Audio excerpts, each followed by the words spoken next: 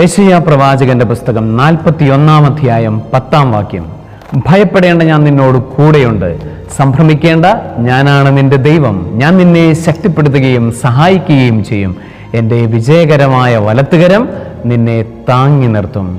പ്രിയപ്പെട്ട സഹോദരരെ, ഉത്ഥിതനായ ഈശോയുടെ അഭിഷേകം യെശയ്യാ പ്രവാചകന്റെ പുസ്തകത്തിലൂടെ നമുക്ക് ലഭിക്കുകയാണ്. അവിടെ നിന്ന് പറയുന്നു, ഭയപ്പെടേണ്ട, ഞാൻ നിന്റെ കൂടെയുണ്ട്.